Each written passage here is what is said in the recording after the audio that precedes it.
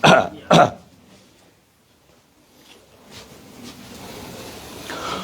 الله الرحمن الرحيم الحمد لله والصلاة والسلام على رسول الله وعلى آله وصحبه ومن والاه اللهم لا علم لنا إلا ما علمتنا إنك أنت العليم الحكيم اللهم وتب علينا إنك أنت التواب الرحيم سبحانك لا نحصي ثناء عليك أنت كما أثنيت على نفسك أنت المقدم وأنت المؤخر وأنت على كل شيء قدير اللهم اجعل جمعنا هذا جمعا مرحوما والتفرق بعده تفرقا معصوما ولا تدع فينا شقيا ولا محروما اللهم آمين. السلام عليكم ورحمة الله وبركاته.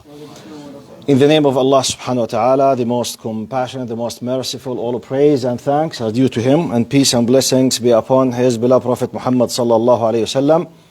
He who is guided by the will of Allah, no one can misguide him, and he who is misguided, no one can guide him except Allah subhanahu wa ta'ala. Alhamdulillah that we do bear witness that there is no God but Allah, and Muhammad is His messenger. Inshallah ya Rabb. Bismillah. Respected brother and sister, Jazakumullah khair for inviting me. Prophet Muhammad sallallahu alayhi wa sallam says, "Man la yashkuru an-nasa la yashkuru Allah." The one who does not thank the people, he is not thanking Allah subhanahu wa ta'ala. As an academic, I am someone who's teaching as a university professor since about 20 years. As a teacher in general, 38 years. As a teacher in the masajid, plus a teacher at schools, plus in the university, 42 years. I do enjoy teaching, okay? But from my experience in traveling in 30 countries and teaching in 12 countries, I know that most of my lectures, I might be able to meet some people like your respected self just once in life. So therefore, I always plan my lectures as if it's the one and the only, and that's it. So I do my best to throw all the strategic, long-term information related to the topic. So I'm someone who believes in the idea of don't try to protect me, for example, or to take care of me while swimming, but teach me how to swim. Okay? So therefore, as an academic, and I respect the academia, my lecture, basically, even though you have a very specific title, which is Gender Interaction in Islam, اختلاط. I could do it in a very classical way, immediately. Permissible, not permissible. Why? Okay, yes, no, depending on what, and that's it. From fiqh point of view, from Islamic jurisprudence fiqh point of view, but this is not my way. I want to lay down the philosophical, intellectual basis for the topic in the first part of the topic. Then I will move to give you general principles to use it. We have the general intellectual basis. Then we have foundations of principles. Then we come to the topic easily. It will be, inshallah, bidhnillah, tackled. Bidhni Mawla Azza wa Jal. So the first part, in the introduction, which I call it intellectual philosophical introduction. Even though the topic is gender interaction, yet, as people of faith, I think our first point that we should start from is our reference point. Everyone in this dunya has his own or their own reference point. What is the reference point, basically? When I take a decision, when I want to take a decision regarding something, when I want to form an attitude towards something, people, mainly anyone who's using the power of intellect, he has a reference point. For us as believers, our reference point is our faith. Basically, Quran, Sunnah, and the understanding of the ulama. We are not atheists, we are not agnostics, we are not secular liberals. So therefore, our reference point, basically, what Allah says, what Muhammad says on behalf of Allah, and what the great ulama during the history said. This is our reference point. Then we come later to add whatever we need if we have a space to maneuver, because of our reference point, depending on that. Before I tackle gender interaction, let me just share with you, this is, which I believe you know, but in the academia, sometimes you need to bring from this great, huge things what is related to the topic. Number one, the main primary reason for our existence is, in this dunya, is what? وَمَا خَلَقْتُ الْجِنَّ وَالْإِنسَ إِلَّا لِيَعْبُدُونَ. Indeed, I've not created jinn and the human being, but to worship me. The first message, worship does not mean ritual worship just. This is simple part of ibadah. Worship in Arabic, ibadah. وَمَا خَلَقْتُ الْجِنَّ وَالْإِنسِ إِلَّا لِيَعْبُدُونَ عَبَدَ عَابِدُ يَعْبُدُ عِبَادَةً. When you go to the radicals or to the root verb of the word, basically, al-ibadah in Arabic, the definition in the lexicons is al-inqiyadu wal-khudu'u at-tammu duna adna shart. The full submission without any kind of preconditions. Anyone who's doing so, he is a abid. He's a worshipper, regardless what he is worshipping. That's why Prophet Muhammad said in the hadith, تعس عبد الدينار, تعس عبد الدرهم, تعس عبد الخميصة. He said, wow, to the person who's worshipping the dinar, or the dirham, or the dollar now. Definitely he's not talking about anyone who's putting a dollar and he said like this and he's, no. The meaning of ibadah is full submission, no restrictions. With this meaning, do we find worshippers for money or not? Definitely. Do we find worshippers for their tribal ideology or not? Do we find worshippers for their political parties or not? Do we find worshippers for their leaders or not? Yes, this is the ibadah. Full submission. So therefore, our primary reason for our existence, full obedience for Allah in every single aspect of our life, including what we eat, what we drink, our relations, what we wear, divorce, marriage, loyalty, disloyalty, action, reaction, acceptance, rejections, everything according to the will of Allah. Part of this great thing, the relation between the two genders. It's part of this great thing. It's part of the ibadah. How to handle this issue. What is permissible in this area and what is not and why. This is the first message. Second message. Allahumma salli ala Sayyidina Muhammad. When Allah subhanahu wa ta'ala was about to create Adam, we all know, alhamdulillah, because of the Quran, and Allah told us, وَإِذْ قَالَ رَبُّكَ لِلْمَلَائِكَةِ إِنِّي جَاعِلٌ فِي الْأَرْضِ خَلِيفَةً. Behold, be aware that when your Lord spoke with the angels and told them that I will be creating, focus now, a successive authority, istikhlaf. An authority. They will have the power. I will enable them. I will guide them, and they will be successing, يَخْلُفُ بَعْضُهُمْ بَعْضَ, each other. Okay? So the nature of this Khalifa, starting from Adam, they will be what? Successive, istikhlaf type. How this succession will be? Through the reproduction, والتزاوج. To let this happen, Allah subhanahu wa ta'ala created us and He built within us the need for each other between male and female. And the attraction. Emotionally, psychologically, we are two parts, we need each other. Part of it, the sexual attraction. Part of it. It's much more bigger than that. So we're created in a way, Allah created وَأَنَّهُ خَلَقَ الذَّكَرَ وَالْأُنْثَى. He created us, male and female. They share some certain things, yes. Do they differ? Yes, definitely. That's why they have some specific characteristics. They need each other, they attracted each other, they support each other, and they have different, let's say, jobs or roles in their life, in Islamic perspective. Type. So now, some people might ask, especially in the Arab context, and I received this question many times. I say, Sheikh, is it me or Allah who created this attraction within me to the other gender? I said, that's Allah. He said, okay, why you do blame me because I love speaking with the sisters or I love speaking with the brothers if the speaker is a sister? This is a philosophical doubt. Allah created within us that we are attracted. By default. By default. We call it fitna. A man is in fitna regarding women, and women are in fitna. They are in big trial. Always they think about other gender by default. طيب, if that's the case, why we are blamed that love is haram and not haram? Why not to have friendship? Why not to go together? I said, wait. Who told you if Allah put this power, just use it whenever, whenever you would like to use it, regardless of any restriction? Who said so? That's why I said it's philosophical introduction.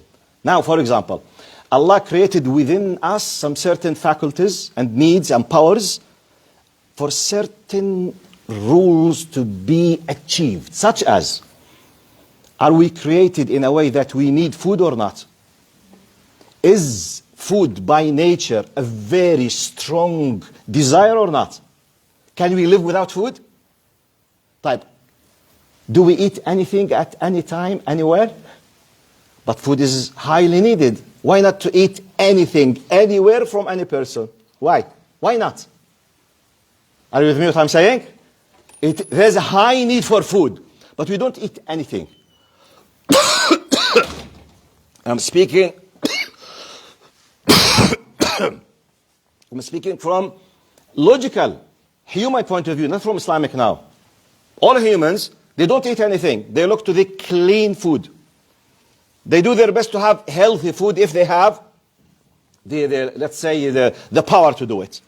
They don't eat from any place. Why do we make the review on the Google before we go to a restaurant? Why? Seriously. One of the most important things, it's not just how delicious it is. Basic things is what? Clean or not clean. If you discover it's a dirty restaurant and you have the option, you are not forced to eat, are you going to this restaurant? So even though it's highly needed and the appetite kills you to eat, yet you don't eat anywhere from any person at any time. Type, do I need the food? Yes. I feel hungry now. Imagine if you feel hungry now. You are in the test, your final exam now. Are you allowed to eat? While you are writing your final exam, are you allowed? Even if you have the appetite, even if you have the drive, even if it kills you. No. There are special places and times for you to eat. True or false? This is a simple example. The same thing is applied for anything else, such as, do we need for rest? Do we need the recreation time? If we misuse it all the time, we are in rest. When will we do our jobs? Which means, طيب, do we need to drink liquids in general? Yes. So it's allowed for us to drink tens and hundreds and thousands of different beautiful things and, juice and whatever. Besides the water. Exceptional case, alcohol, no. And by the way, even water. If you kept drinking water all the time, what will happen to your body? Toxicant. It kills you. Do you know? There is a special intoxication because of water. If you drank, I don't know, let's say, for example, 5 liters or 11 liters within a specific time. If you kept drinking, it will be toxicant and it kills you, literally kills you. Even the water. What is the message? No one has the right philosophically to say, Sheikh, as long as Allah is the one who created within us the sexual appetite and the need for the other gender, don't keep interfering in our business. Which means, keep us have our freedom. It's the will of Allah. Shut up your mouth, Sheikh. Wallahi, I meet some people, they think in this way. I'm just rephrase it on their behalf, okay? This is a case. I said, okay, if that's the case, keep eating anywhere, everywhere. Eat anything from the streets. Drink all the time. Do anything according to your desire any time. You will be classified for the people of intellect as what? Crazy, or idiots, or stupid, or silly. I'm not speaking from a religious point of view. Speaking from logical human point of view. True or false? So therefore, I need to remove this possible doubt. طب يا عمي, I have this need. I need to talk. I need to have this kind of interaction. I can't live with it. I know, Habibi, I know. We have a system for this. We have restrictions as a civilized believers. So therefore, we remove this possible doubt. Let's move to next point now. اللهم صل على سيدنا محمد. Let's go focus now. What makes the attraction happy, and by the way, it's part of what we call the muta'. Muta' al-halal, and it could be, Allah created us, we do seek pleasures. Now, enjoying a nice meal, is it a pleasure or not? After hunger, especially. Yes or no? But drinking hot or cold drink after being thirsty, does it bring pleasure to you or not, and happiness? Yes or no? Type. Having a rest after a long time of work, does it bring happiness and pleasure or not? Yes. So, in our life, the same thing, fulfilling your emotional and sexual appetite, the same thing. So, do we seek pleasure through it? Yes. Do we need it? Yes. Do we love it? Yes. But we put restrictions, or otherwise we will be destroying ourselves. This is the most important few quick messages in the philosophical intellectual introduction. Now, let me jump to the next phase now. It might be a surprise for some of you. So please focus now. I will say it in Arabic. By the way, how many of you understand Arabic? Can you raise up your hand? Okay, 50%. That's good. Okay, sometimes, just to be honest with the genuine texts or the genuine statements as an original statement, I will quote the Arabic, then I will say it in English, okay? لا يوجد في الشريعة الإسلامية ولا في الإسلام شيء على الإطلاق اسمه الاختلاط حرام. There is no statement such as in Islam that gender interaction generally is haram or prohibited. It does not exist. You will not find this terminology in the fiqh. You will not find it. You will not find it. حكم الاختلاط حرام. No. You know why? Because it's a human necessity. The gender interaction, it's a human necessity. Therefore, it has different rulings. One of the biggest evidences in the Quran that the gender interaction is a necessity, حكم الحجاب. What? The existence of the compulsory act of worship as hijab for sisters is a proof and evidence that gender interaction is allowed. Or otherwise, why hijab is fard? Hijab is for who? Is it for fathers? For mothers? Seriously. Hijab is a proof by itself that there is some certain cases, situations are allowed for gender interaction. Or otherwise, hijab should not be revealed. And women should stay at home till they die. Period. If, God forbid, it's completely prohibited. But why the hijab is there? Hijab is not fard for the sister to wear it. And by the way, and when I speak about hijab, I'm not talking just about the headscarf. I'm talking about the package of the hijab, which contains the jilbab and contains not putting the perfume and contains the way of talking and the way of walking, everything. So many of these things, they are not restricted within certain circles, such as what we call the maharim. Okay, that's what's prohibited for them to marry. But why the hijab? Which means there's some certain situation, it is allowed. This is what we'll be aware of, how to handle it when it is allowed and why it's allowed. How to classify it scientifically. طيب. اللهم صل على سيدنا محمد. Now, I will move to next step. The mandatory act of worship of the hijab is an evidence by itself that gender interaction is allowed. But when and how? Let's take the general principles that we can derive rulings from. Number one. This is not directly about gender interaction. This is the, let's say, the evidences that we derive the rules from it. Number one, as example. قول الله تعالى ولا تخضعن بالقول فيطمع الذي في قلبه مرض.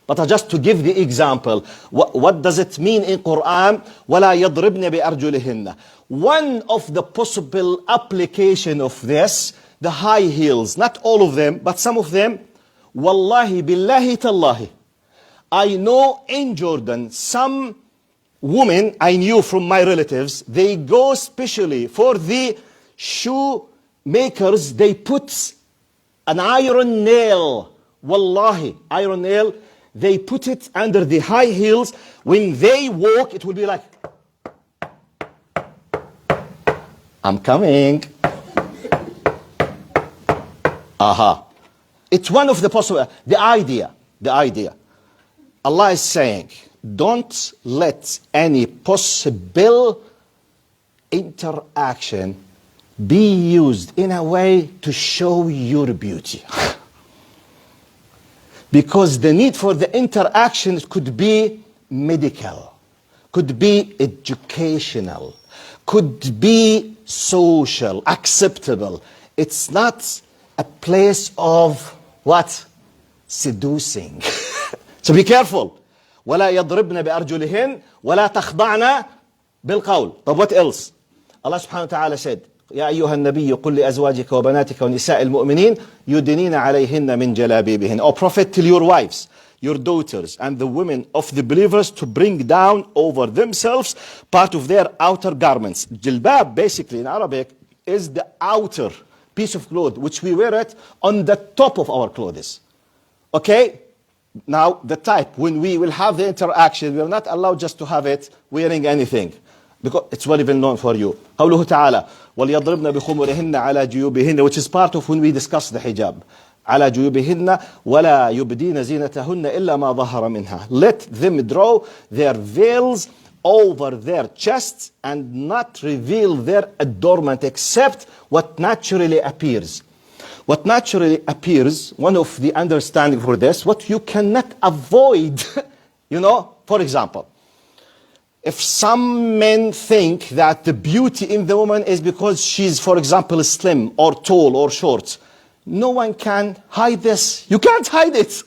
Even if you wear 10 niqabs, if you are slim, you will be shown that you are slim, you are not fat, or the opposite. If you are tall, you can't hide this aspect of beauty. You can't. إِلَّا مَا ظَهَرَ مِنْهَا. And, a good number of scholars about the face and, the hands. But the idea, it is allowed. Now, the point. Look now, we spoke about the way of talking. Then, the way of walking. Then, what to put on our bodies. Then, what to show from our faces. Then we go to another. I'm giving you examples. I'm not covering everything in Islam. I'm just examples how to draw the rulings before we come to the okay. Are we allowed to have a project together? Yes or no? We are working in the engineer. We are forced by the teacher that this is a group and we will keep contacting with each other through the internet. Can we send messages to each other late at night? Yes, no. Before I discuss all of these things, I need to put the foundations. Because I will be wasting my time if I started there without putting these foundations. Another example. For example, Prophet Muhammad ﷺ said, أيما امرأة تعطرت فخرجت ليشم ريحها فهي زانية. He says, sallallahu alayhi wasallam, قال, any woman who applies perfume and goes out so that its scent is perceived by others is a fornicator. She's doing an act of fornication, metaphorically, which means in the Arabic language, she's doing a great sin as if it's an act of fornication, using the perfume. Ooh, wow. Type. Now, in light of such, let's say, indications in Islam, when as males and females can interact, my final phase before I conclude the whole idea and start discussing or receiving your questions is the following. I put it the last one now. In the Islamic usul fiqh, the principles of Islamic jurisprudence, we have something called daruriyat, hajiyat, tahsiniyat, or kamaliyat. This is very important to know. The great scholars, starting from Imam Shafi'i radiallahu anhu, when they looked at, the evidences, the ayat, the hadith, the technical, practical application, Prophet Muhammad ﷺ for 23 years, the great Sahaba, they concluded in ilm usul al-fiqh, the principles of Islamic jurisprudence, something called that our actions, when we do something, to be allowed to do or not to do, it depends on where does this need or action comes under what area. Is it the area of daruriyat? Daruriyat can be translated as necessities. Very important high necessities. Hajiyat, needs. Less than the necessities. We do need them, but less. I will give examples now. Last one, luxurious. The additional things that even if we lose, it's not a big deal. We enjoy it, we love them, but not a need or a necessity. Necessity, such as need for the medication, medical treatment, emergency, hospital, doctors, giving birth. It's a high need. It could cause losing your life. So that's what? A necessity. Food. Food occupancy relation. Imagine that I do not have anyone to take care of me, and I am a female. Do I have the right to buy food to eat? Maybe you say, Sheikh, what kind of this question? No, because some people, they say it. Is she allowed to go outside? Ya habibi, طبعا she allowed to go outside. Why? Because it's a necessity. Why? Where is the necessity? Having food. But what if someone else is taking care of this? We come to the details, but the idea, need for the food and the drink, need for the medication, it's necessities, okay? Generally. Type, needs, education, which is our discussion now. If you did not have education, for example, you will not die, but you will lose a lot. If you don't have medication, you might lose your life. You can't live. So this is higher than this. Education. Silat al-Rahim. Keeping the ties with the relatives. Visiting them. Taking care of them. Okay? Education. Using the public transportation is a need. I don't have a car. I can't afford buying a car. So going to the public transportation, is it an act of gender interaction or not? Using Uber, taxi, university, school, selling, buying, speaking with the customers. All of these are interactions between two genders. We are not discussing the university. It's much more bigger. It's a human phenomena. Yes, no, can't decide. Third part is what we call al-kamaliyat. Luxurious. Something called luxurious. Like, for example, parties. If I do not dance, what will happen to me? Seriously, I'm asking. If 2 years passed, I was not invited to a mixed party and I did not dance, what I'm gonna lose? To what degree I might die? Seriously, I'm asking.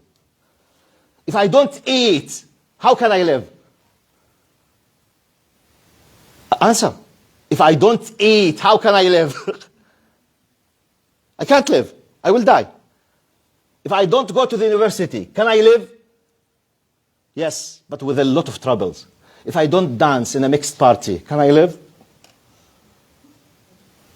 Yes, because there is a big difference in interaction between a man and a man in the hospital or in the university or in the marriage, let's say, contract or بكتاب حفلة of my cousin. She will be very, very sad if I don't. Okay, it's مختلطة, Sheikh, but I need fatwa. I need fatwa because I lose my mind. She's my cousin. She's my friend. حرام حبيبتي. It's haram.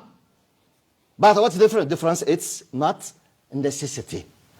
So therefore it has the hukum of what? Prohibited. Because it is not a need that you can break this hukum for it. Even with the, by the way, I'm not going to the details.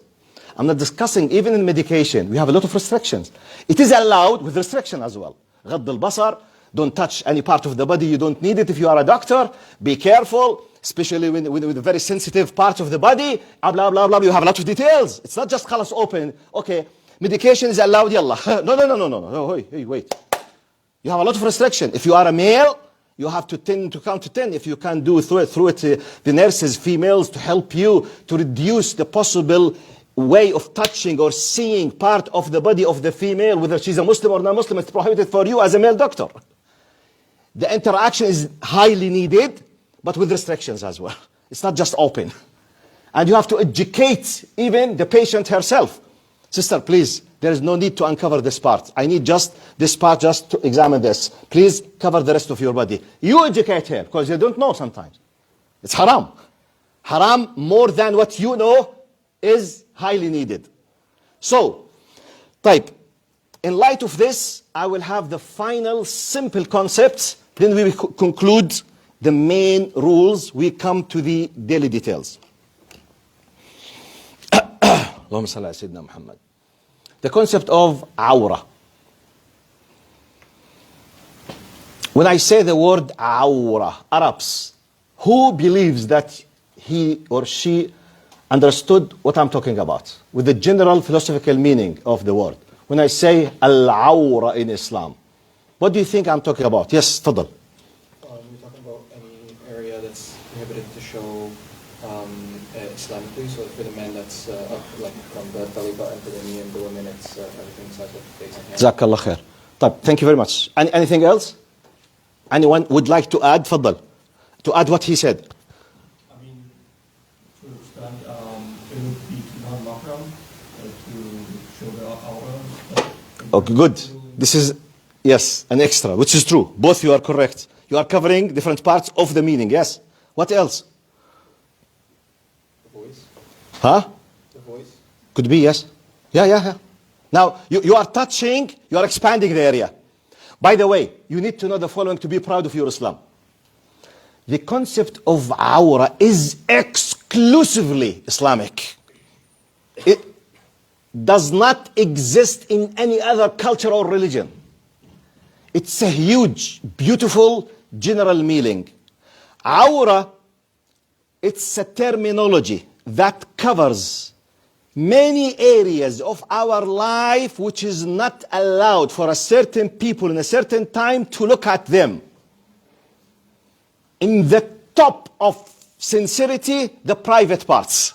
It's called in Arabic, Islamic terminology, awra mughallada. The very private sexual parts of male and female. It's called awra mughallada.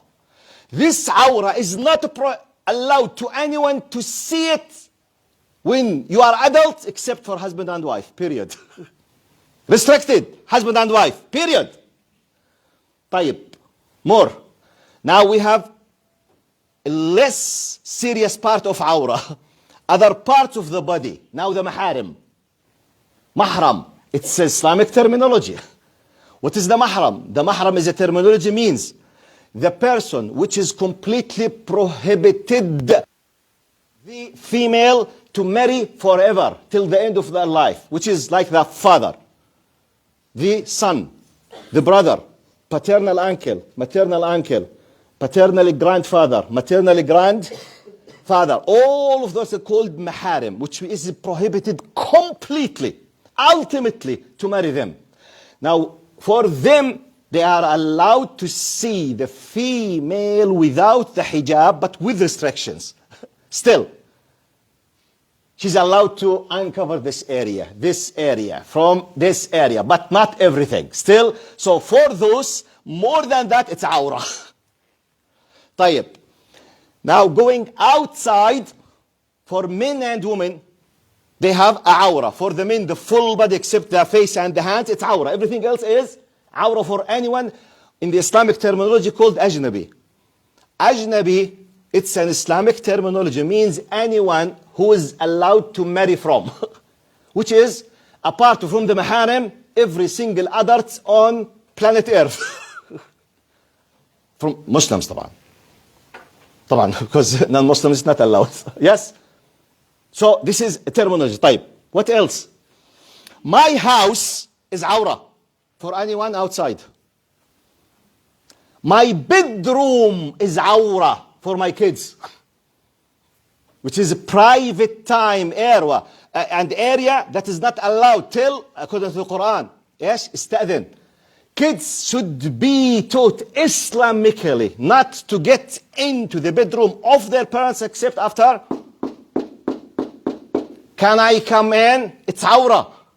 Allah called it ثلاث عورات. It's not me. Allah called it in the Quran. ثلاث عورات. He called it the three عورات, which means a very serious private time and area that it's not allowed to anyone to look at it. I'm giving you the philosophy of the awrah now. The whole house of the awrah. My bedroom is awrah for some certain people. Some certain part of the house, it's awrah. My son-in-law. My daughter is his wife. But her sisters are not. So he's not allowed just to walk anywhere without giving attention that he's coming, because it's awrah. And you know, this concept, which is, if we may put it in a simple way, one of the most accurate, high civilized privacy preservance. Because of this, we have the least minimum of destruction of the human sexual, what? Destruction. Yes? Wallahi, let me share this horrible number. It's very old. You know, America is the king and the queen of statistics. I don't know how they identify themselves, king or queen, or they have a third gender. Just to respect how they identify themselves. Okay, I don't know. But they are the king or the queen of statistics. I remember giving a lecture. I was in need for certain statistics about 15 years ago. 32% of rape cases in the United States, they are done by relatives from the first degree, on top of them fathers. What? 3 out of every 10, they are raped by very close relatives, such as the uncle, or the brother, or the father. On top of the close relatives, the father in America, 15 years ago. Try to analyze. What do you think one of the main reasons? There is no concept of awrat. Completely open. Completely open. Even the non-practicing Muslim in our cultures, even the non-practicing Muslim, from the very, very beginning, they tell the boy and be careful. Don't change your clothes in front of anyone. Go inside your room. Go to the bath. Go to the washroom. Why? To protect your aura. Aura is related to what? Aura is related to nudity. Nudity is related to what? To the sexual appetite. What is the main reason why males and females, they are attracting? The sexual appetite. Why hijab is there? One of the great things, subhanAllah, and I will finish now the full idea, then I will start interacting with you with your questions. To sum up the area, I remember myself, I was doing my PhD about 25 years ago in the UK. At that time, 1997, hardly we started having Windows 97 and internet. So nothing of what you know now we used to have it back then. Nothing. يعني, I explained to you, I used to have, what do you call it, the floppy, yes. Floppy disks, you know the size of that I used to type my PhD, it was 1.5 mega. 1.5 mega. You can't put an image in it now. We used to use it to put half a PhD to write it. Anyway, it was very, very naive things. So no internet, no YouTube, nothing at all. I remember when I reached there, I heard about one of the lawyers, white British, Anglo-Saxon, white British, very famous, used to be a very well-known lawyer in the UK. She became a Muslim. She converted to Islam. She made an earthquake in the UK at that time. Why earthquake? Many people, they convert to Islam. No. Racists, Anglo-Saxon people, for them, they used to call us, by the way, colored people, okay? Anyone who's not a white Anglo-Saxon British, he is what? Colored. So we are all colored. Al-mulawwanun. So if a colored one became a Muslim, Who cares? Racism. But if white Anglo-Saxon British, oh, it's an earthquake. From their point of view. And she was very famous in the media, and she was very rich and very well known as a lawyer. Subhanallah. Her name is Sarah. I know Sarah. At that time, because we did not have the social media, I don't realize her face. I did not have a TV. I was not watching TV. But I heard that she's defending Muslims in the media, and she's great in speaking about Islam. Subhanallah. Once, I was driving the car in Birmingham City. Just coincidentally, by the will of Allah subhanahu wa ta'ala, I opened, it was a special interview by a British, the BBC, with his sister Sarah. I said, subhanallah, at least I will listen to her. I need just to hear how she thinks, because I heard a lot about her. But I never heard directly from her. I never seen her. I say, now Sarah, blah, blah, blah, blah, wait, okay. Oh, I start focusing now. Now, the presenter, he was so wicked, very British. Okay? Look what he said. He said, Sarah, okay, we will not interfere in your decision in what pertains to your faith. You have the right to change your faith. So I will not discuss that, but can you tell us why did you decide to wear the hijab? This is how he said it.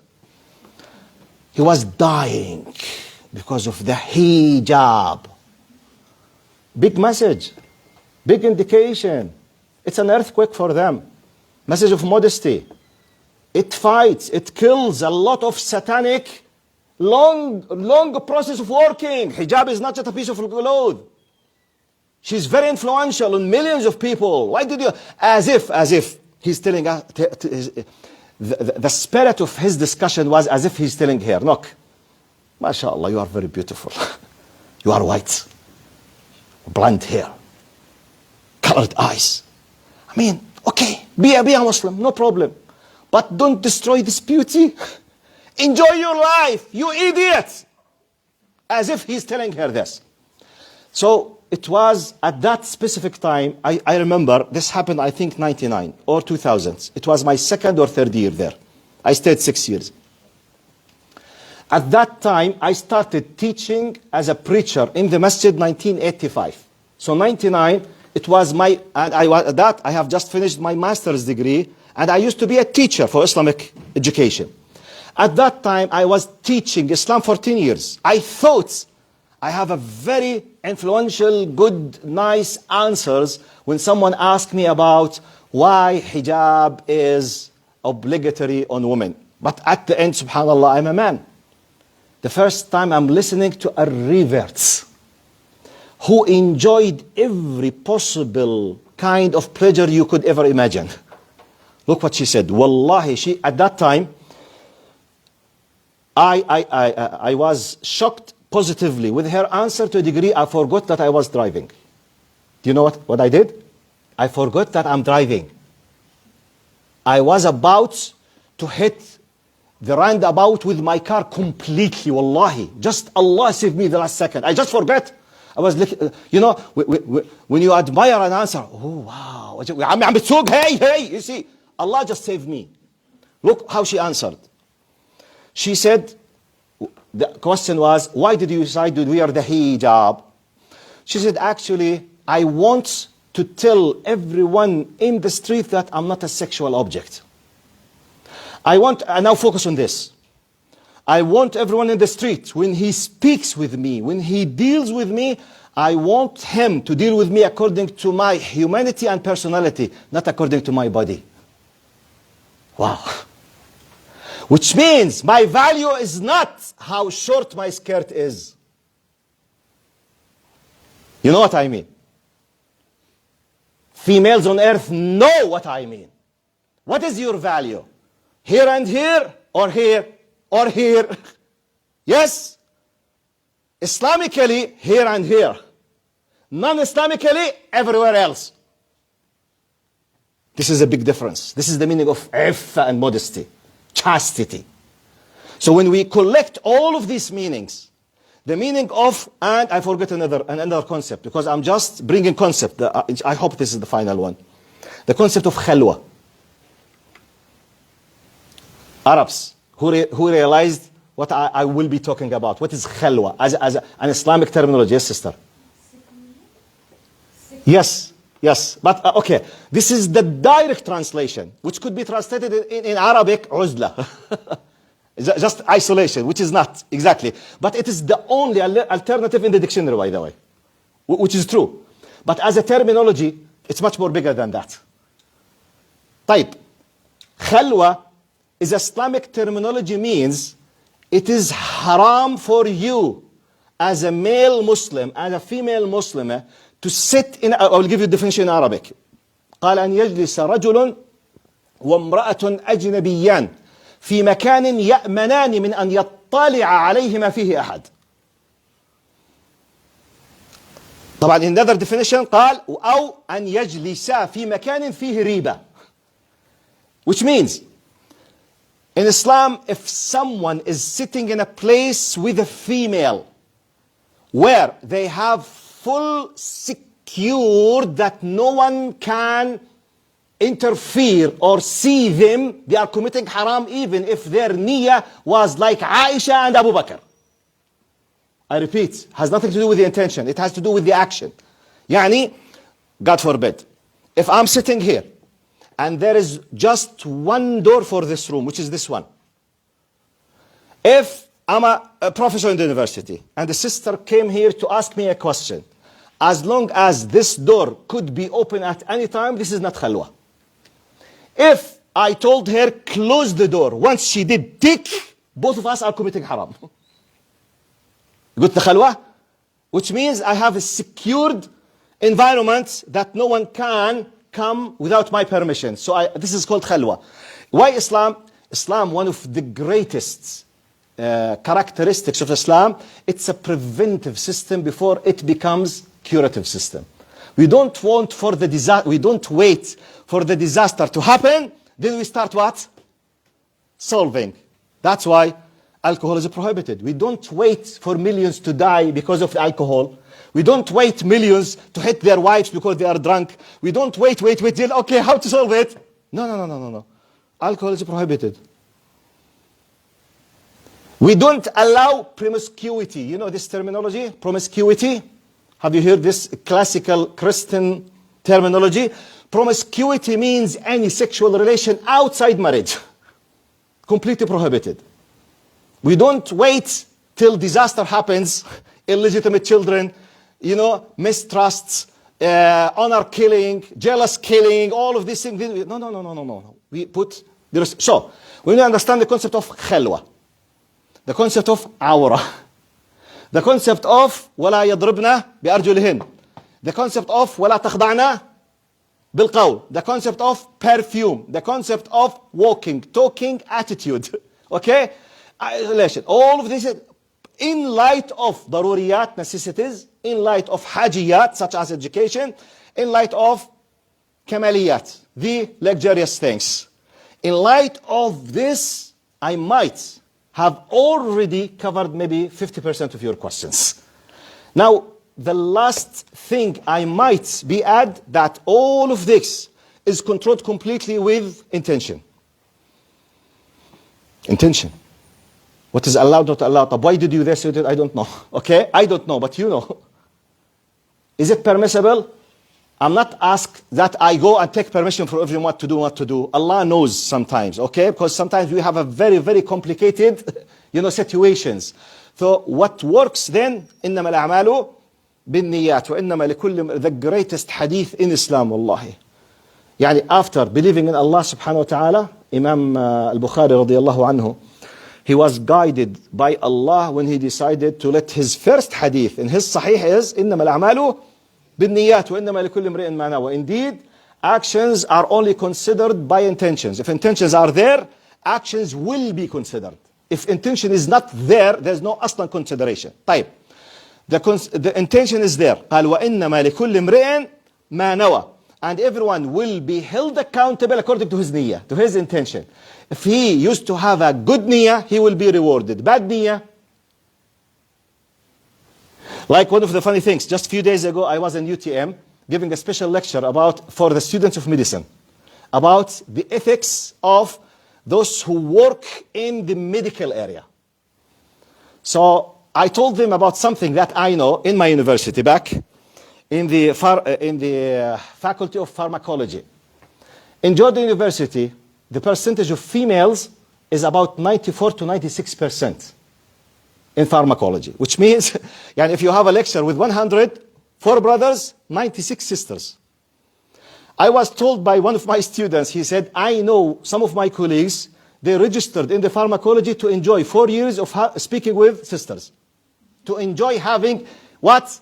Valid, legislative, undercover, acceptable, socially, all the time enjoying having sisters speak with them, all the time. I mean, this is part of my study. Don't blame me. What about your intention, Haji? Which means he decided to wage a war against Allah and His niyyah from year 1 for 5 years. Wow. It's very dangerous. Very dangerous. طيب, one of the very practical technical questions. MSA. We need to deal with each other. Okay, I know.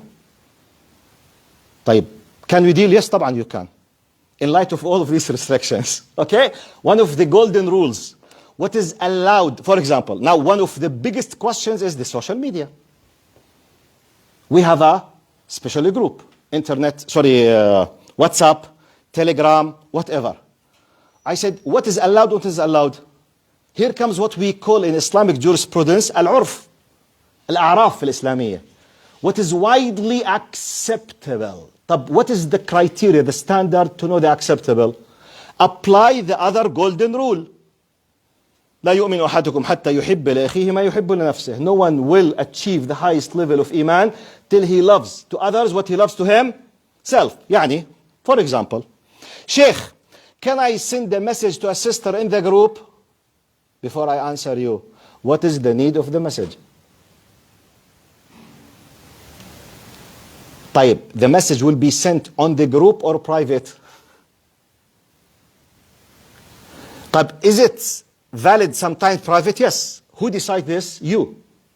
I will not interfere. طيب, how to decide it? طيب, is it possible make analogy on the reality on the ground? Now imagine that we have 10 sisters from the MSA, 10 brothers. They have a big project. They have their annual conference to talk about Islam for the students of 10,000 this nice university. Good. طيب, they will interact.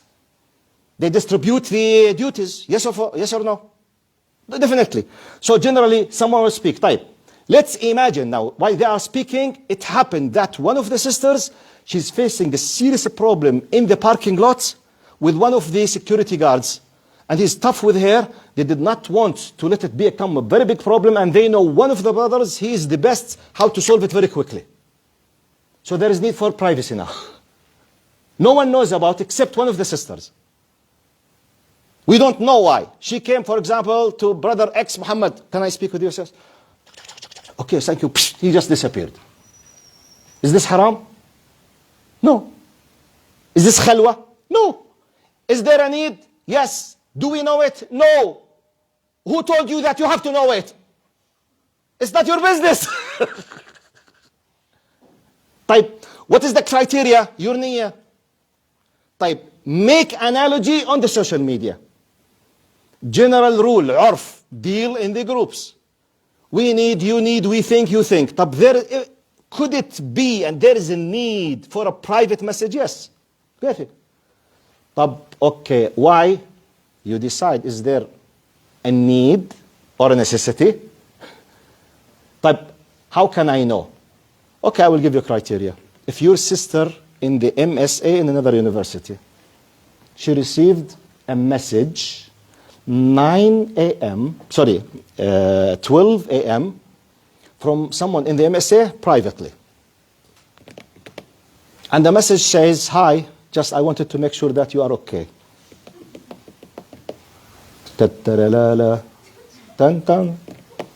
What is your reaction? You will say, MashaAllah, Barakallah fiki, sah? MashaAllah, may Allah accept your deeds. Alhamdulillah, that we have Sahaba. This is what you will do. You will become mad. So you know what to say, when to say it, and why. Don't do it. If there is a serious need, yes. What if you discovered, imagine that one of the sisters, she's in charge of the all financial affairs of the whole MSA. She is in charge of finance. We discovered a disaster. We lost part of the money. We don't want everyone to panic. We need to solve it immediately. Next day, the guest is coming and we need to pay the ticket. There is no need to let everyone panic. Is it a justifiable reason? Yes. On the private? Yes.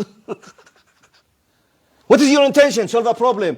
Why not on the public? Because we will panic, we will destroy everything. It will be spread. We will have a big problem with the university. Keep it private. Tak, tak, tak, tak. Assalamu alaikum. I'm very sorry for this time. We lost part of the money. Someone stole the money. Please, can you solve it? Yes. Jazakallah khair. Thank you. That's it. خلاص. انتهى الموضوع. Make analogy. You have this and that, this and that, this and that. I was asked once by the students of engineering in my university back near Jeddah. Sorry, the students, to the best of my knowledge, that they always need to work in workshops and groups, they are the engineering. All the time, most of the courses, they are forced and they are randomly chosen. Which means, say, for example, Suad, Abla, Sarah with Muhammad, Ahmad, Abbas. All you are, khalas, shut up your mouth. You are together. That's it. It happens. And they keep asking me, what shall I do? What shall I do? What shall I do? I can't change the system. Okay, okay. I mean, apply, do your best, especially when the brothers come. Brothers who want to practice Islam, they feel very embarrassed. I said, okay. Ya Ammi, purify your niyyah. You need to use, okay, if there is a necessity to sit together to discuss, after you finish it, why you are sitting there? Why you are sitting next to them? Why you are bringing tea to them? Why you are asking about her health and you're bringing Panadol or Tylenol with you, Mshan Allah? Seriously? Here comes what is my intention and how easy I'm making benefit, what could be superficially justifiable, but it's not. By the way, the idea is not technical. It's not just black and white thing, by the way. It's not a black and white. Wallahi, it's sophisticated. You need the name. It's because, as I told you, that's why I start from the very beginning. What was the first statement? There is nothing in Islam called al-ikhtilat haram. It does not exist because it's impossible. It's impossible. By the way, my talking with you is ikhtilat now. Your existence in this area is one of the gender interaction. How do you do it? Jazakumullah khair. You have a special entrance. Are you making jokes together now? No. Full respect with the hijab. Jazakumullah khair. Even if one of the sisters, for whatever reason, she wants to laugh. She does like this. She keeps it, even maybe she will hurt herself, but she will not say, ha, ha, ha, ha, ha, like this. She will not. Why? Because it's part of the ethical standards. Wallahi, maybe you are not aware of it. It's part. So, can we? Yes. How? I give you the rules. Starting from ضروريات, حاجيات, تحسينيات. In light of ولا تخضعنا ولا يضربنا. Okay? And all of this, put it all together, and always the niyyah. Need? Yes. What's my intention? Have I fulfilled my need or not? And Allah knows it's part of my job or not. Am I making benefits? I'm committing a sin, but I'm fully covered. Okay, but you are not covered with Allah. I believe at least what was in my mind, I conveyed it. If I did not answer some of your questions, you can answer questions now. Jazakumullah khair. I finished. No questions? Hasbi Allah alayk ya Sheikh. Hasbun Allah alayk. I mean, you just came with a lot of troubles to us. Now you restricted our life.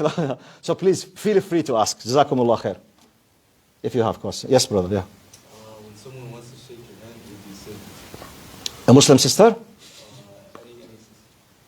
No, it's the big difference. Big difference. Muslim or non-Muslim? Non-Muslim. Okay. Now, it has another ruling, brother. I need to take in consideration the fact that we are living in a non-Muslim country. The majority around us, they are non-Muslims. So, the general idea, by the way, it's not a matter of faith. It's not a matter of kufr and iman. It's one of the highly appreciated rulings, okay? that's highly recommended in Islam, that the physical touch between any male and any female apart from the maharim should not be done. طيب. In light of the circumstances, if it is widely known that you are a Muslim, and to the best of my knowledge, your knowledge, if you did not shake the hand, there is no time to fix the possible distraction because it's very quick, no time, she will disappear, it happened, you can't explain for whatever reason, you need to do ijtihad. Ijtihad in 1 second. You know ijtihad? To put the highest effort. If I did not do it, am I gonna cause harm to Islam and Muslims or not? It happens sometimes. You're on a conference, you're on the train, you helped someone, oh, thank you very much, you saved me, thank you. And trains, they are about to open, she will go, and thank you, I did not know that you are Muslim, so kind, thank you, I'm going. Okay, maybe do it. But you are sitting in a place, oh, thank you, I liked your work, your words, you said something very nice, and I really appreciate, and thank you. I'm sorry, sister, I'm sorry. Oh, really, I did not know. Okay, do you mind if I explain to you why? Oh, no, please go, okay. Out of respect, in my religion, we consider the woman like a jewel. We are not allowed to touch the precious jewel. Oh, thank you, thank you. That's it. But by the way, why I said this to you? Because shaking hands, it's not a matter of kufr and iman, and we have different opinions in that. If it is completely agreed upon, like zina or al-khamar, I don't care whether they felt bad or wrong. But it has some kind of different opinions and negotiations within Islamic fiqh. So, generally, don't. The exception, do it with the purification for the sake of Allah. Just. I am the one who's saying that. Wallahi, I can count since I started not shaking hands since 42 years. When I started practicing Islam at the age of 15, 16. 42 years. I can count 5 or 7 cases in 42 years that I did shake hands. For justifications. Yeah, especially for non-Muslims. If a Muslim, شفيق يا راجل شفيق. والله ها الطق راسها بالحيط. I don't know how to translate it والله. A Muslim will do this with me. How to translate الطق راسها بالحيط? Who can translate it? Well, I can't. It's you know, the connotation. It's very Jordanian. Okay. Yes. Can you tell the 7 instances? What is? 7 cases. Oh no, I can't tell you one just. 7 cases. Some of them very serious and very private. I can't. But one of them I can tell you, just an example. I was traveling from Dallas to Amman, to Jordan. I lived 1 year in Texas, Dallas, about 13 years ago. So, you know, it's 14, I think 12 hours to Frankfurt or something in Germany. I think Frankfurt. From Dallas to Frankfurt, 12 hours, then 4 hours to Amman. So I was in the aisle, just 2 seats, 2, 4, 2. So I was in the aisle. It happened that was a white American lady next to me. So 12 hours, can you imagine? Sitting like this. So every time she wants to go to the washroom or kada, you know, she felt that she bothered me a lot. So she kept saying, I'm very sorry. Then I said, no, nothing. You know, bit by bit, I said, let me make da'wah. So we started discussing. Then I discovered that she is a high-ranked officer in the Marines. She's an American soldier.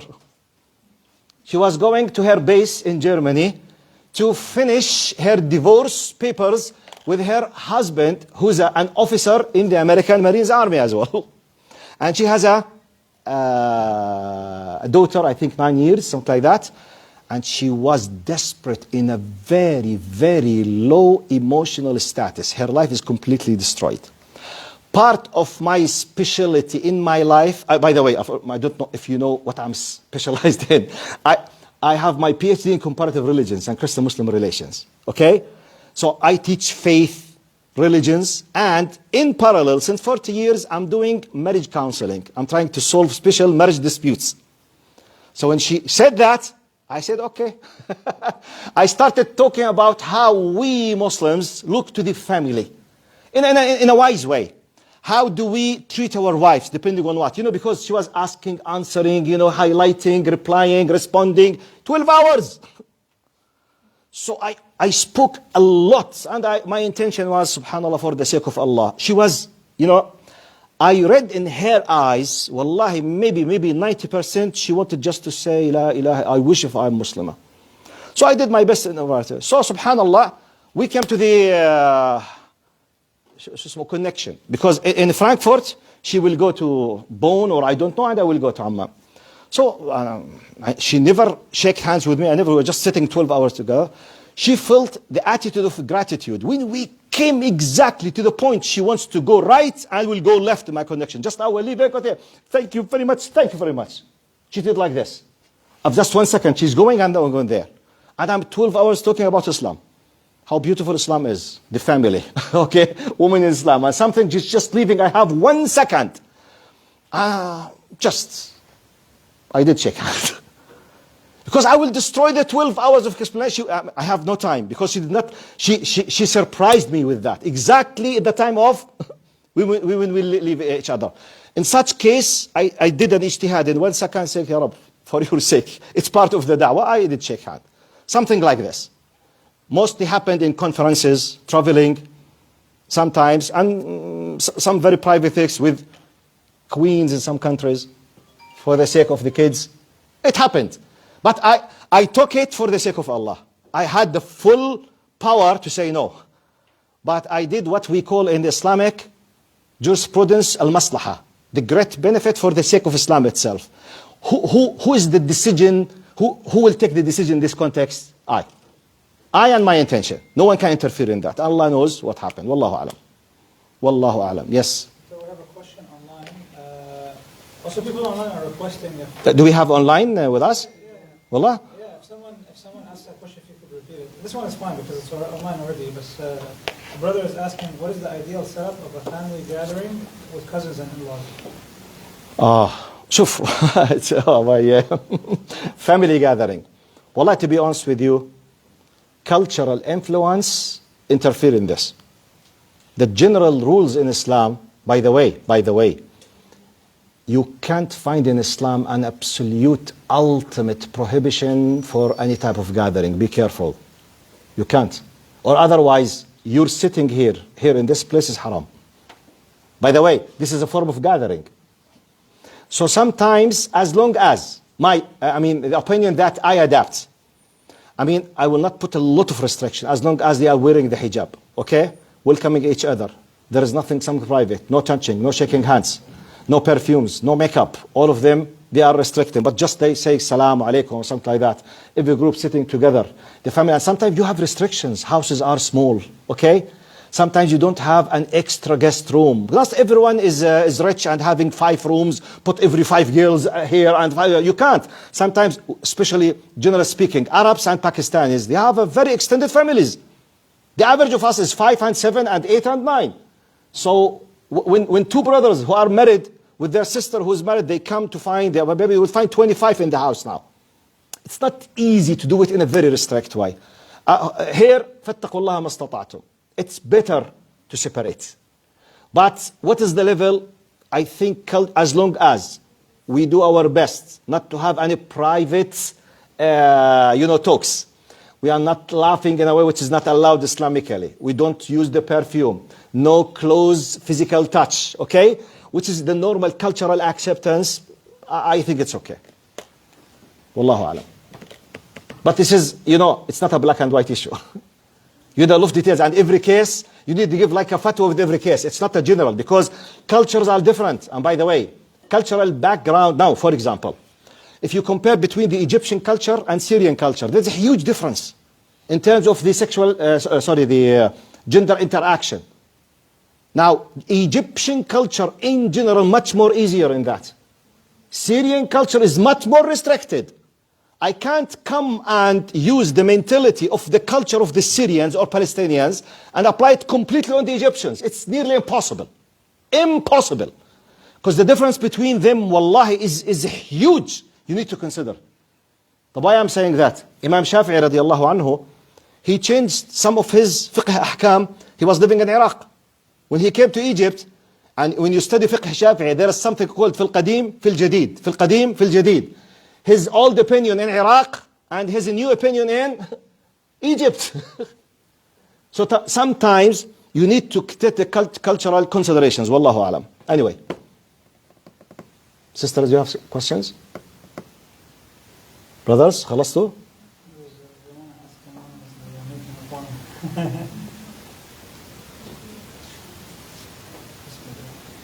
خلاص؟ sorry, yes, تفضلي. Can you speak louder? I know that you talked about when, obviously, the government closed down and everything, but is it in a situation where you are with other students, but they haven't reached that stage of adulthood?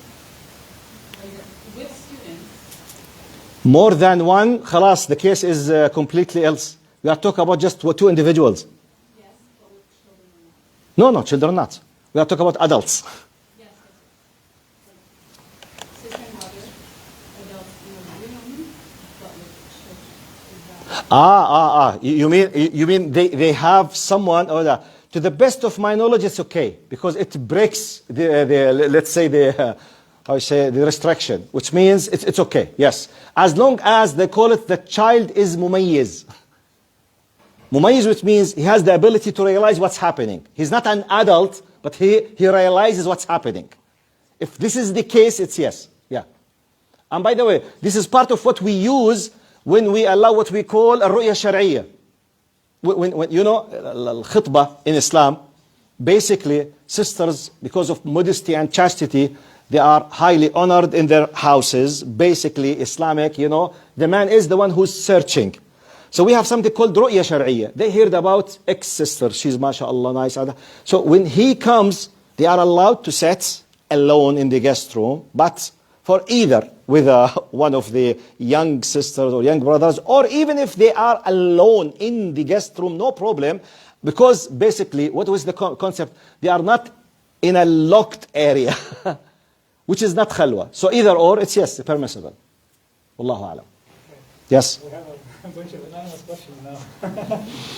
We went from, okay, طيب. Can you speak louder? Yeah. We have some anonymous questions. Yeah. Let's see. First one, Doctor, if you can repeat it so that people online can hear. Okay. Is there any such thing as having friends of the opposite gender in Islam? And how would you advise someone who does it? And if you currently do, how do you go about taking the best Islam? So if you already have friends, what do you do basically? So, Anna, to the best of my knowledge, there is nothing such as boyfriend or girlfriend in Islam. Zero. Just friends. Okay? There is no friendship at all. Because the concept of friendship, you have a special relation. Once friendship is mentioned, when I say, basically, the word friend, what does it mean? The connotation of the word. One of the closest to you. صح? The one whom you say your secrets. The one who you would like to sit with. Okay? To enjoy time with. Habibi, this is just for husband and wives. As long as two genders are mentioned, are considered. What do we have? Respect. Yes. We have interaction with limitations. That's why all of the relationship. Friendship means special time. Friendship means special feelings. So, I completely can't find a room for anything has to do with the friendship in Islam. But what if I already have? You need to change, to fix, to reduce, to withdraw. Simply. It's wrong. I mean, let's take a lesson from the brothers who are reverts or converts. They are living in a status where they have a lot of, connections. They need to change.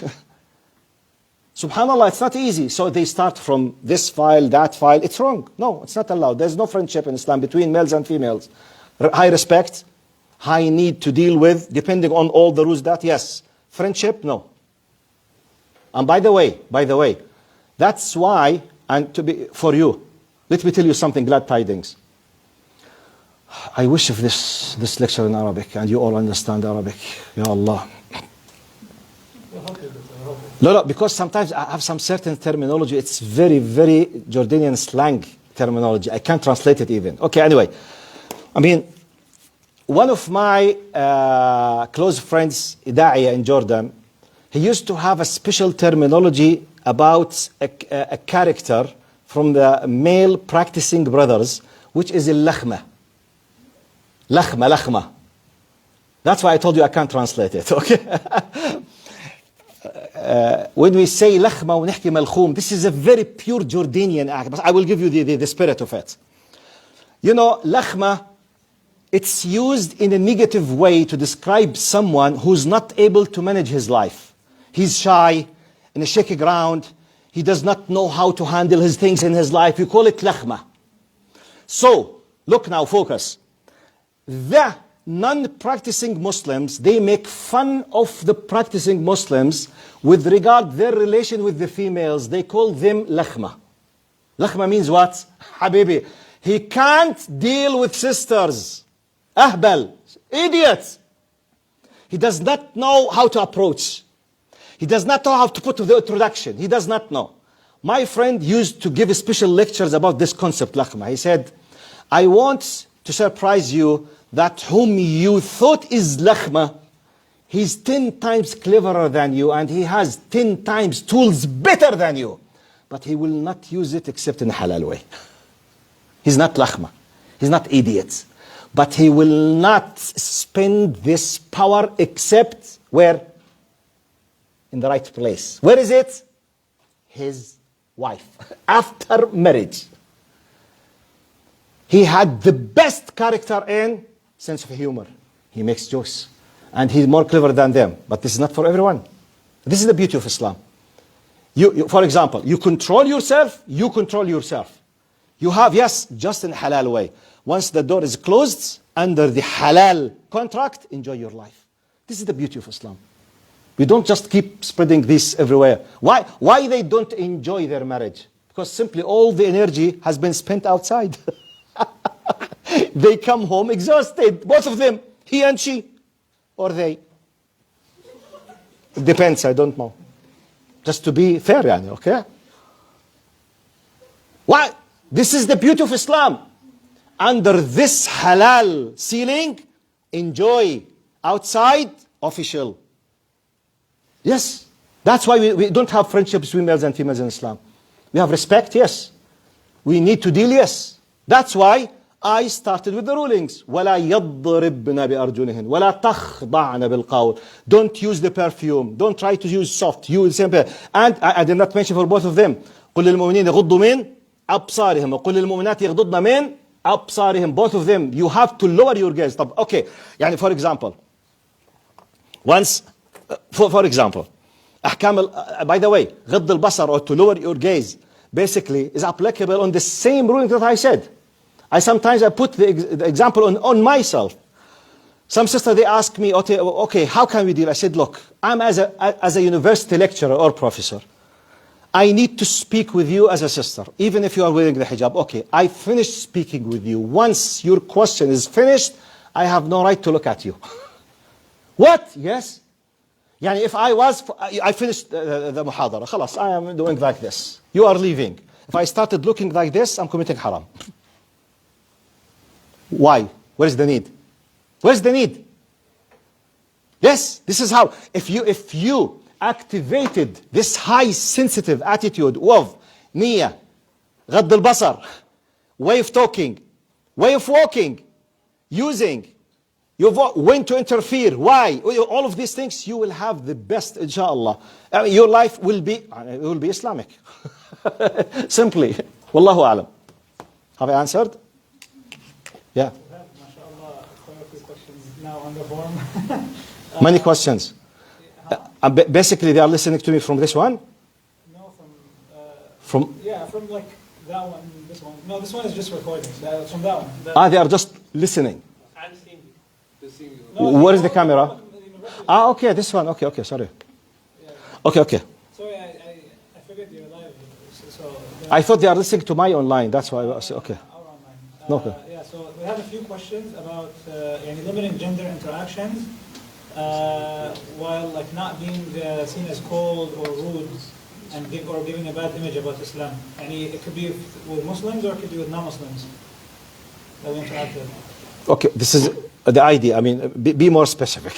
So, Be more specific. I mean, okay, so what does the person mean by try not to be rude?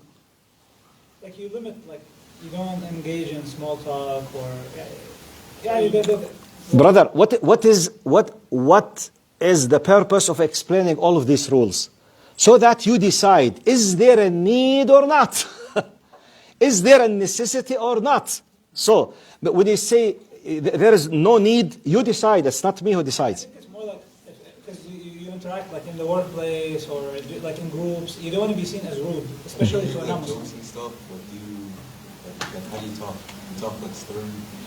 Wallahi, to be honest with you, I have to be just. I'm not expert in every single action you face in your daily life. Okay, I was not born in this country. I can. I lived 6 years in the UK and 1 year in the US, but at the end, maybe I'm not facing what you face. Because some of you, maybe you have the co-ops, you go to companies, all of you are the only Muslim there. They know nothing about your religion. So sometimes you need to do ijtihad. You need to put some efforts. When to talk, what to do it in the minimum, in the best way, use the quality time, okay? But try, by the way, there is a wajib, there is a duty of being a da'iyah as well. They need to know Islam through you. Because, I mean, one of the disasters what we used to face from especially new Muslim reverts, some of them, they tell us, they say one of the disasters I used to face, for example, I became a Muslim because once, one of them, for example, I said, okay, would you like to drink? He said, I do not. I said, all my Muslim friends, they drink. يعني اشمعنى انت يعني you know, never ever. And one of them, he said that I don't drink. They drink with him. طيب, a sister came with the hijab. She's a new employee. When she said, so that I don't, with all due respect, but all other Muslims, they shake hands with me. For example. So they are confused. We make them confused sometimes. So I'm not saying go and hug all of them all the time, dance with them every day. No, but when you understand the general rules, do your best to do the best in what's available under you with your intention. So there is no one answer for all of you. It depends on your situation, your intention, the need. For example, if you are working in an office work in a company that contains 1,000 workers and you work just paperwork, do you think what you face is like a doctor in the hospital? A Muslim? No, it's a huge difference. The physical interaction between a Muslim doctor and everyone else is 100 times than you. So what you might be facing is not like his. So his rulings will be different from yours. If you are a teacher in a public school. So I can't give one answer. I give the general rules. Within the rules, please try to adjust what suits you from the general rules. Wallahu alam. Yes? Another question, I think, okay, so someone asked, when meeting someone from the opposite gender for the purpose of marriage, is it mandatory to have someone there? If so, what types of people have to be there during that conversation?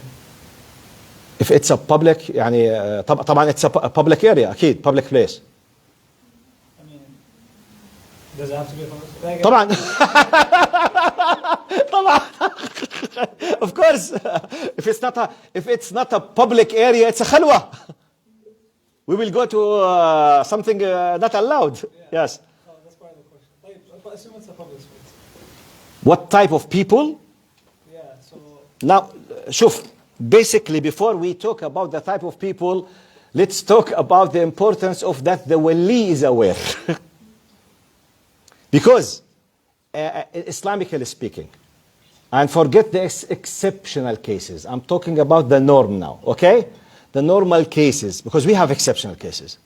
The normal cases, a sister should not sit with a brother with the intention of discussing the marriage in a public place before, especially if it is a pre-arranged meeting, okay? If it happened just out of, he's from another city, he's from another country, he surprised her, she thought that he said, Assalamu alaikum, sister, please, I don't know how to approach, I don't know anything, I want just to come to your parents, can you give me the telephone of your father? Okay, this is not a, but they decided to sit to discuss.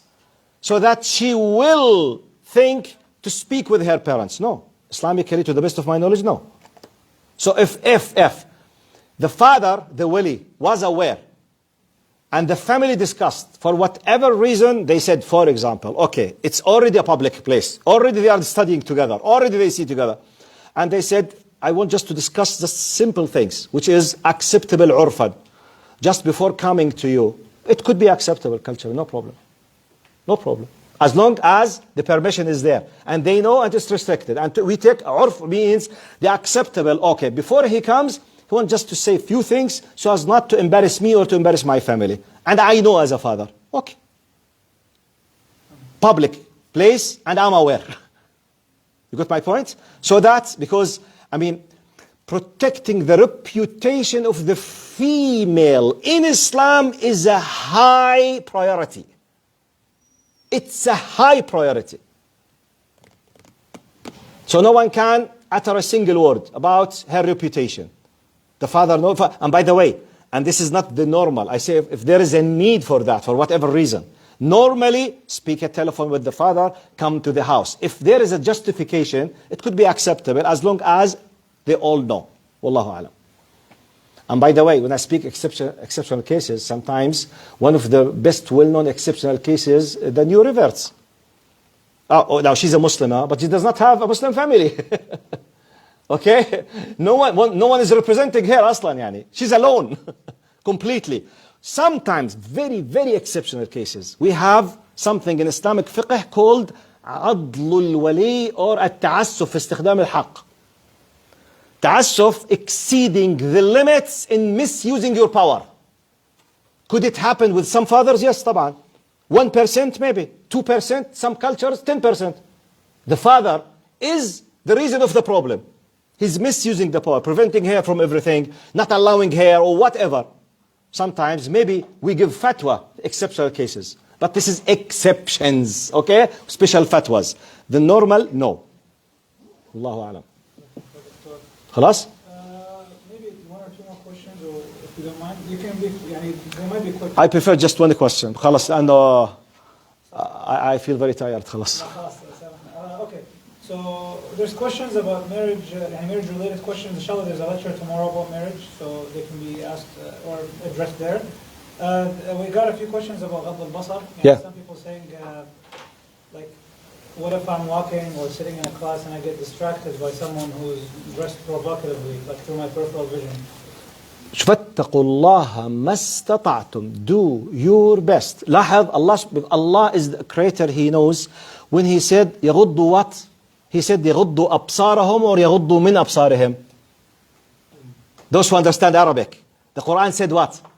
يغضوا من أبصارهم. Not يغضوا أبصارهم. يغضوا أبصارهم means they are not allowed to look at all. Which means close your eye, go to hell. But it's impossible. I can't walk. طيب. If I'm walking, I just want to see, the vision. Allah created us. The degree that I can see, it's from here to there. Even though I'm walking here, I'm able to see that we have sisters here. Like this. But okay, I want to walk. Well, what shall I do? For example, okay? فَاتَّقُوا اللَّهَ مَا اسْتَطَعْتُمْ.